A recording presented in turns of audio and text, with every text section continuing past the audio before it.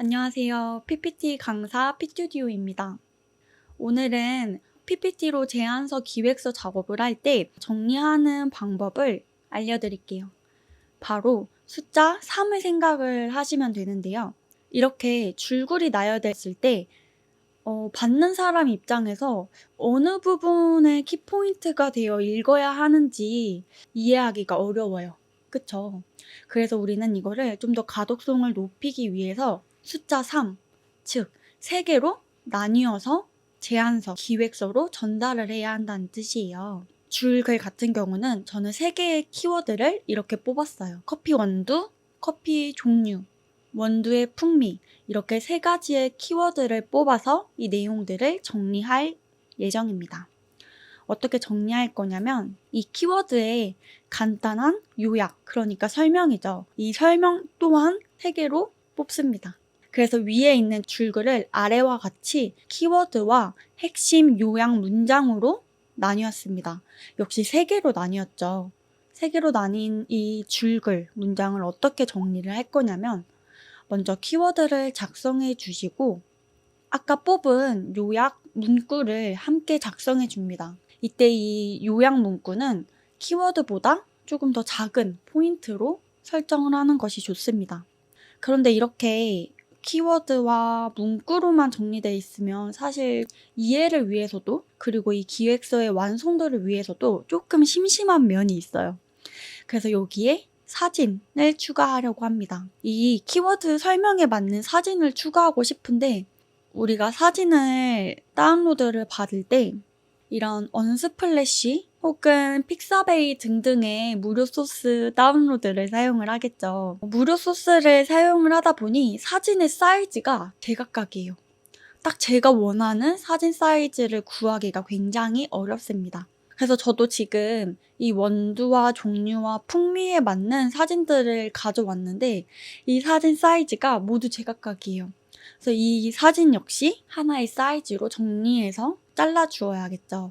네, 여기서 제가 하나 팁을 알려드릴게요. 이미지를 쉽게 자를 수 있는 방법은 바로 필름을 이용하는 겁니다. 도형을 필름이라고 이름 붙인 건 사실 제가 그렇게 부른 거고요. 도형에 먼저 색감을 입힌 다음에 불투명도 50도를 주어서 이렇게 뒤에 있는 이미지들이 비칠 수 있도록 필름을 만든 거예요. 그러면 이 필름으로 먼저 첫 번째 원두를 보시면 이 원두의 이미지를 조절을 해서 저는 좀 원두가 크게 나왔으면 좋겠거든요. 그래서 이렇게 확대를 합니다. 도형을 그대로 가지고 오시지 마시고 컨트롤 쉬프트를 눌러서 옆에 동일하게 가져와 주세요. 이때는 이 2가지 원두를 저는 보여주고 싶어서 이미지를 조금 줄여서 이 불투명한 필름 뒤에 이미지가 어느 정도 와 있는지 확인한 후에 이렇게 배치를 합니다. 세 번째 역시 이 필름을 컨트롤 쉬프트로 복사로 가져온 다음에 커피 이미지에서 제가 자르고 싶은 부분을 조절을 해서 이 정도가 좋겠다라고 싶은 부분에 배치를 합니다. 이때 주의할 점이 필름보다 이미지가 작으면 안 돼요. 이렇게 될 경우에는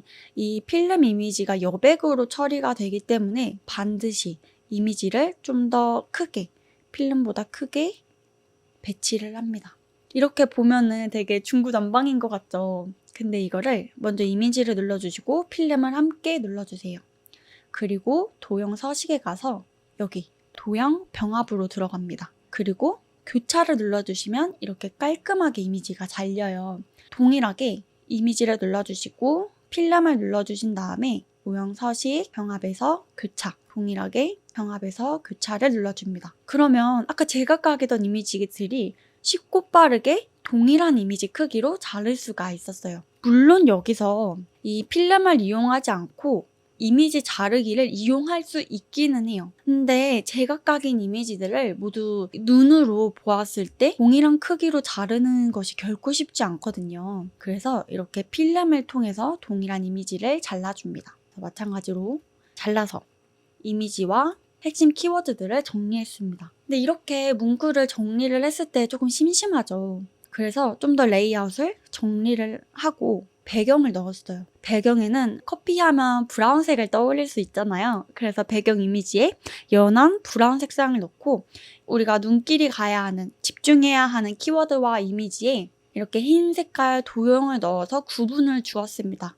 레이아웃을 생성한 거죠. 그래서 여기서 조금 더 요소를 넣기 위해서 이렇게 숫자 또한 넣어서 우리가 1번을 보고 2번을 보고 3번을 보면 된다라고 표시를 해두었어요. 이게 일반적인 레이아웃이에요. 제가 앞에 설명을 사실 놓쳤는데 왜 이번 주제가 숫자 3이냐면 한국 사람이 숫자 3을 굉장히 좋아해요. 이 말은 숫자 3은 어디에서도 어느 정도 먹힌다라는 뜻이거든요. 그래서 우리가 기획서를 정리할 때 내용이 너무 많고 어렵다 싶으면 무조건 3개로 나뉘어서 정리를 하라는 뜻이에요. 여기서 3개는 글일, 텍스트가 3개일 수도 있고요. 키워드가 3개일 수도 있고 이미지가 3개일 수도 있어요. 지금 화면을 보시면 키워드와 설명, 이미지를 모두 3개로 나뉘어서 숫자 1, 2, 3번을 삽입했죠. 그래서 이게 일반적인 PPT의 레이아웃인데요. 무난하게 완성했죠. 근데 저는 사실 독립 매거진 스타일을 좋아해요. 이름이 좀 거창하죠. 독립 매거진 스타일이 뭐냐면 일반적인 레이아웃을 조금 깨서 똑같은 내용인데 매거진 스타일로 만들면 어떻게 만들어지냐? 바로 세로형으로 정리를 하는 겁니다. 좀 보시기에도 다르시죠? 이런 스타일의 가로형 제안서를 많이 보셨을 거예요. 근데 좀 재미 요소를 넣기 위해 세로형으로 넣었고 이미지도 없고 원두에 맞는 종류, 원두 풍미 이렇게 키워드에 딱 정확하게 맞는 이미지들을 3개를 삽입할 필요는 없어요. 그래서 저는 왼쪽에 대표적인 커피 이미지를 넣었고 실생활적인 이미지를 찾아 넣었어요. 이 말은 무슨 말이냐면 우리가 원두나 정말 커피의 정석적인 사용하는 건 좀 심심할 수도 있다는 거예요.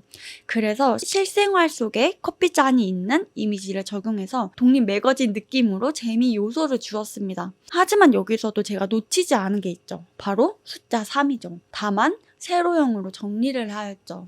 그래서 이렇게 오늘은 줄글이 많을 때 혹은 제안서 작성이 어려울 때 어렵다 싶으면 뭐든지 3개로 나누시라 라고 정리해서 전달을 드렸습니다. 그래서 이렇게 줄글이었던 제안서가 이렇게 완성이 되고 이렇게 완성이 되었습니다. 그래서 여러분들도 숫자 3을 기억해 주시고 PPT에 적용을 해보세요. 좀 더 쉽고 빠르게 PPT를 완성하실 수 있으실 겁니다. 오늘 내용은 여기까지고요. 짧은 내용이었지만 조금이라도 도움이 되셨다면 구독과 좋아요 그리고 댓글까지 부탁드립니다. 감사합니다.